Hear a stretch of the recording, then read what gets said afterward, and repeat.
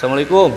Waalaikumsalam warahmatullahi wabarakatuh.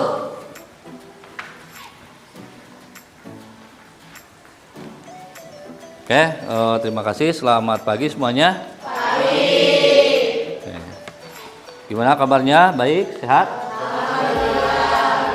Oke, untuk memulai kegiatan pembelajaran pagi hari ini, ya seperti biasa kita awali dengan doa. Silahkan doa dipimpin oleh siapa? Fitri. Oke. Duduk siap. Sebelum belajar, mari kita baca doa dalam hati. Baca doa dimulai. Berdoa selesai. Ucap salam. Assalamualaikum warahmatullahi wabarakatuh. Waalaikumsalam warahmatullahi wabarakatuh. Oke, hari ini berapa orang yang tidak hadir? Silahkan KM.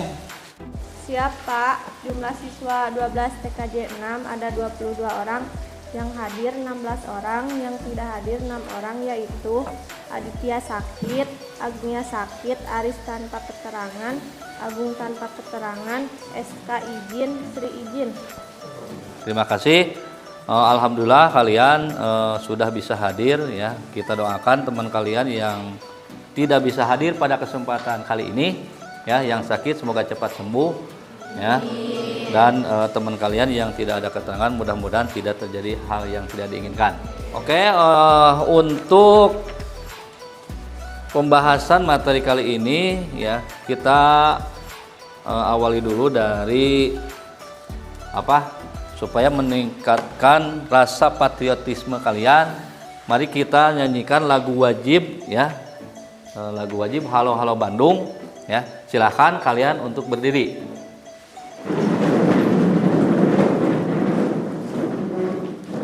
Oke, Bapak akan pimpin ya. Silakan kalian mulai dengan hitungan yang ketiga.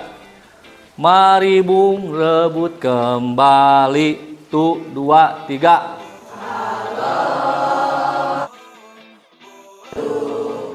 Oke, terima kasih. Silakan kalian duduk kembali. Oke, sebagai bahan referensi kalian supaya kalian mengetahui tentang materi ini, silakan kalian lihat tayangan video berikut ini yang akan Bapak tayangkan di whiteboard ini. Oke, silakan perhatikan semuanya.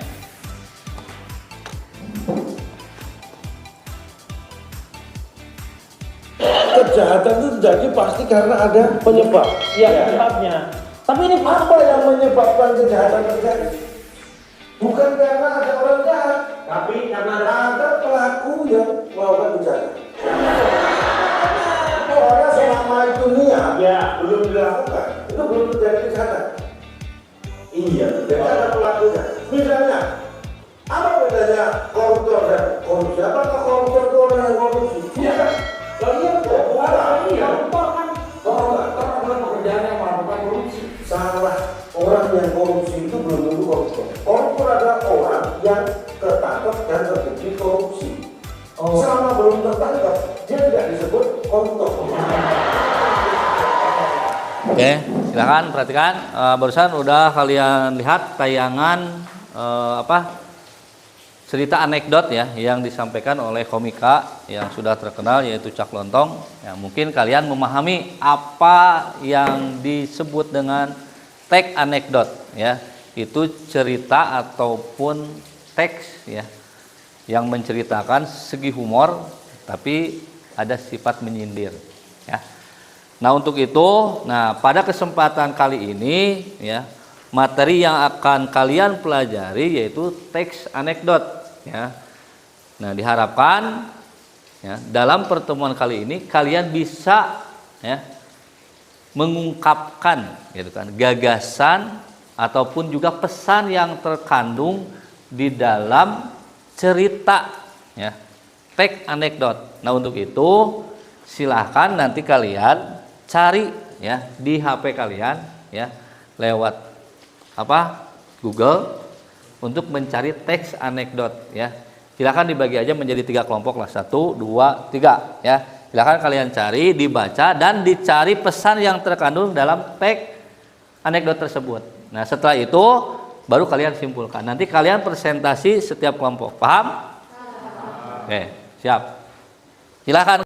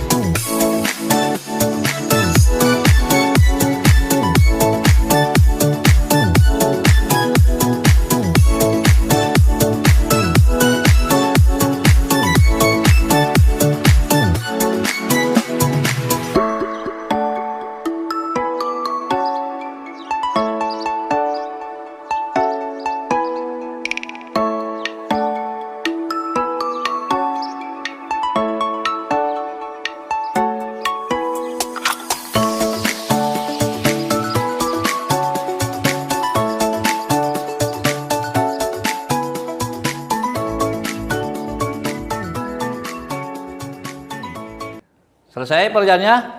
Siap, selesai. Oke, sekarang silahkan kalian presentasikan ya hasil kerja kalian. Oke, boleh dimulai dari kelompok mana saja, terserah, atau Bapak yang pilih? Oke, silahkan kelompok 1 aja dulu. Silahkan kelompok 1 siap? Siap, Pak. Oke. Baik, Pak, saya dari kelompok 1 akan mempresentasikan hasil dari diskusi kelompok kami. Nah, jadi pesan yang kita ambil dari obrolan presiden yang telah Bapak bagikan tadi, yaitu adalah teknik kepemimpinan dengan humor menurut saya bagaikan pedang dua sisi. Di satu sisi, Gus Dur dapat menyampaikan pendapat melalui cara yang mudah dimengerti oleh publik. Nah, di sisi lainnya, pemimpin banyak bercanda, seringkali dianggap lemah dalam sudut pandang beberapa orang. Kemudian kesimpulannya akan dijelaskan oleh teman saya, yaitu Silman. Kesimpulannya bahwa Gus Dur mengkritik salah satu daerah Jakarta yaitu Tanah Abang yang aktif akan kasus pencurian, mengambil perbandingan daerah-daerah di negara luar yang telah maju dibandingkan Tanah Abang yaitu Menara Apple dan Liberty. Siapa presentasi selesai? Siapa? Saya akan mempresentasikan hasil diskusi dari kelompok 2 tentang keluarga miskin dan durian. Pesan yang bisa kita dapatkan yaitu kita perlu belajar dari kisah Hasan bahwa mencuri bukanlah solusi yang tepat untuk mengatasi kesulitan ekonomi. Sebaiknya kita mencari jalan keluar yang lebih baik melalui usaha dan belajar keterampilan yang tepat untuk meningkatkan kualitas hidup kita. Selanjutnya, kesimpulan akan dibacakan oleh teman saya yaitu Agung. Kesimpulan yang kami dapatkan, kisah Hasan mengajarkan bahwa keputusan buruk bisa membawa konsekuensi yang serius. Penting untuk memahami nilai-nilai moral dan etika dalam mengatasi kesulitan hidup. Lebih baik memilih jalan yang benar dan meminta bantuan kepada orang-orang terdekat daripada terjerumus dalam tindakan yang salah. Sekian dari kelompok kami. Ya. Siapa? Saya dari kelompok 3 ingin mempresentasikan hasil diskusi kelompok saya dari teks anekdot yang berjudul tak punya latar belakang presiden. Pesan yang dapat diambil adalah pentingnya fleksibilitas dan kemampuan untuk beradaptasi dalam memimpin. Tiada. Gus Dur menunjukkan bahwa pemimpin dapat berhasil tanpa harus memiliki latar belakang formal yang spesifik, tetapi dengan kecerdasan, humor, dan fleksibilitas dalam kepemimpinan. Untuk kesimpulan akan dijelaskan oleh teman saya yang bernama Desi. Bahasa saya mang Baik, kesimpulan dari cerita tersebut yaitu menggambarkan keunikan, kecerdasan, dan humor mantan Presiden Abdurrahman Wahid atau biasa yang disebut dengan Gus Dur dalam menghadapi situasi genting. Cerita ini juga menyoroti fleksibilitas dan kemampuan untuk beradaptasi dalam kepemimpinan. Gus Dur menunjukkan bahwa latar belakang formal tidak selalu menjadi syarat utama untuk berhasil dalam bertugas kepemimpinan. Dialog antara Gus Dur dan Mahfud MD menciptakan suasana humor dan keakraban. Sekian dari kelompok saya, terima kasih. Oke, terima kasih untuk kelompok 1. Silakan kalian beri apresiasi kepada penampilan kelompok 1. Cukup. Oke, silakan beri apresiasi atau aplaus kepada penampilan kelompok 2. Oke, untuk penampilan yang terakhir, silakan teman-teman beri aplaus ya untuk penampilan kelompok ketiga.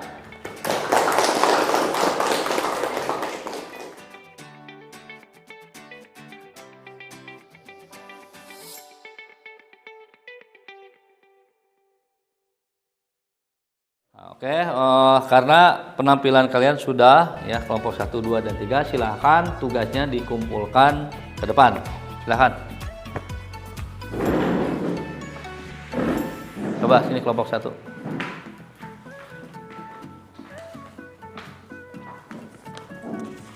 Kelompok 2.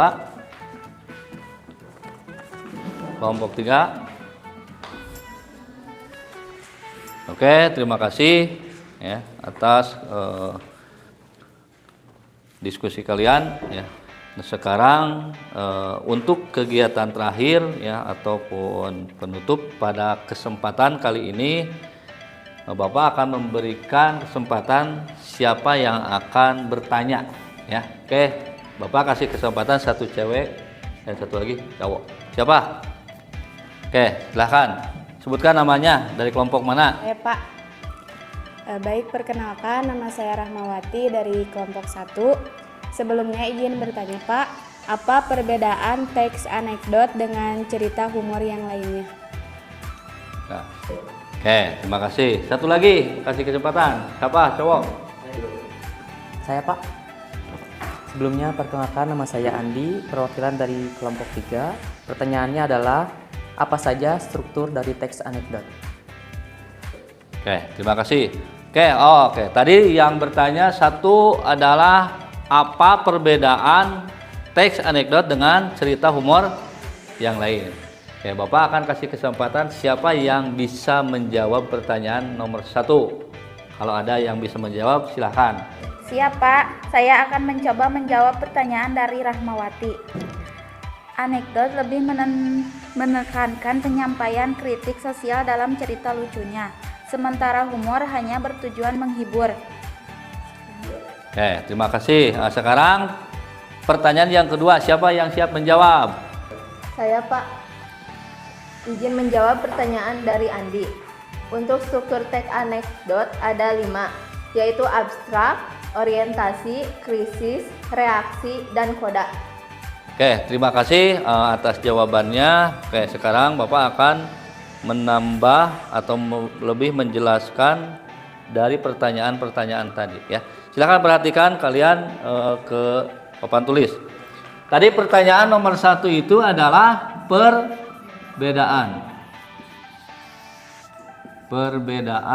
ya. Yang kedua itu adalah struktur.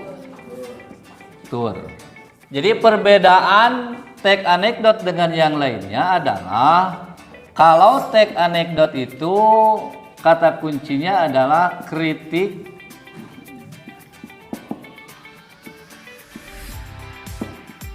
sosial. Kalau humor yang lainnya adalah kata kuncinya menghibur. Ya, sekarang kita ke struktur. Ya. Struktur anekdot itu yang pertama adalah abstrak, yang kedua orientasi,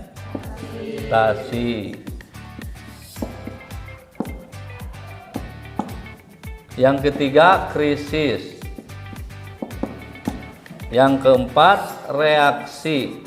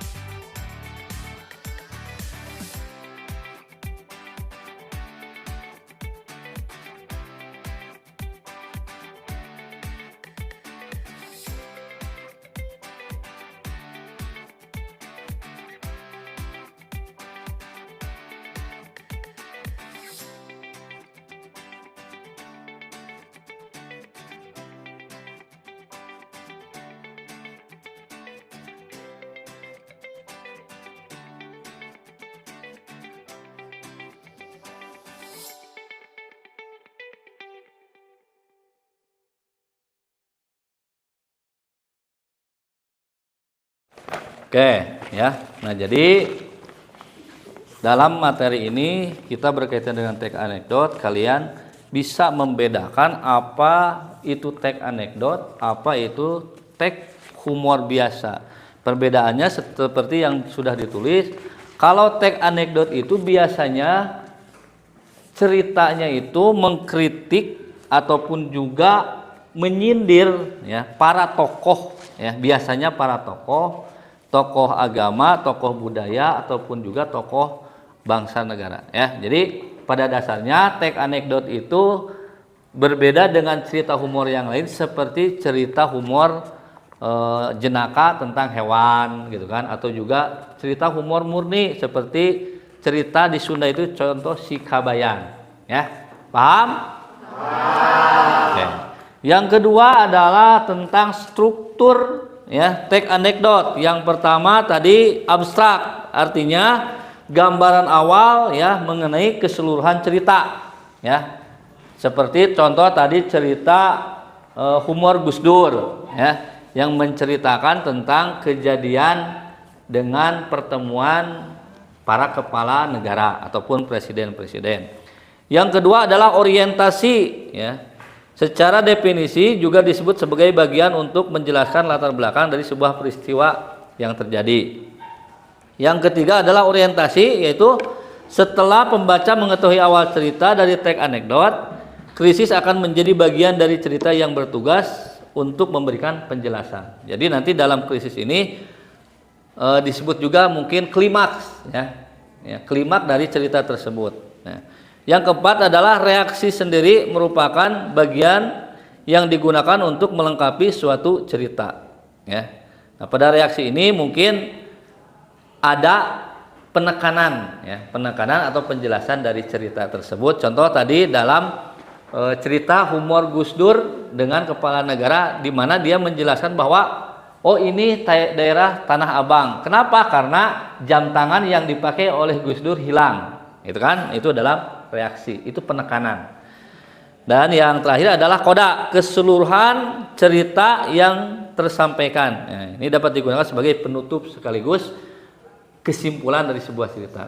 Ya, contoh misalnya, kenapa Gus Dur menyatakan jam tangan hilang disebut daerah Tanah Abang? Karena Tanah Abang sudah terkenal dengan hal-hal yang bersifat negatif. Paham? Terima kasih. Itu mungkin ya simpulan dari dua pertanyaan yang sudah tadi diajukan oleh teman kalian.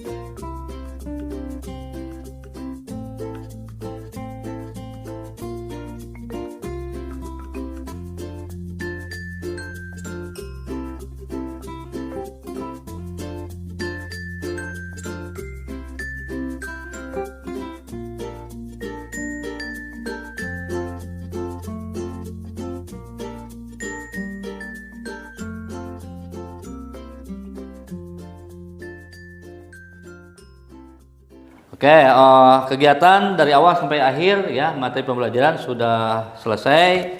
Sebagai penutup ya, Bapak akan memberikan sebuah simpulan bahwa ternyata setiap cerita itu punya karakter tersendiri ya, termasuk kalian sudah memahami apa itu teks anekdot dan apa itu teks humor ya. Nah, jadi pada kesempatan ini Bapak ya, akan memberikan satu kali lagi apa yang ingin kalian tanyakan mengenai kegiatan pada pertemuan kali ini. Apakah sudah cukup atau bagaimana? Silakan. Cukup? Cukup. Kalau sudah cukup, mungkin Bapak akan memberikan gambaran ataupun materi yang akan dipelajari pada pertemuan selanjutnya. Materi yang akan dipelajari setelah teks anekdot ini adalah materi tentang teks hikayat ya, lanjutan dari teks anekdot ya, dimana kalian nanti akan mempelajari tentang cerita-cerita yang berkaitan biasanya dengan legenda ya, itu jadi masih cerita fiktif ya. Paham? Oke, kalau tidak ada yang ingin ditanyakan sampai sini, silahkan sebelum menutup pelajaran ini ya, seperti biasa kita berdoa. Silahkan berdoa, dipimpin oleh siapa? Sebelum pulang, marilah kita baca doa. Baca doa dimulai.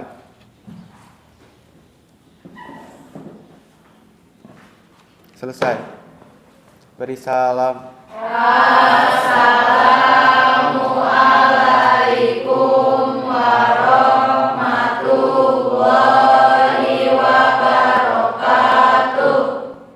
Oke, silahkan kalian boleh keluar kelas. Silahkan.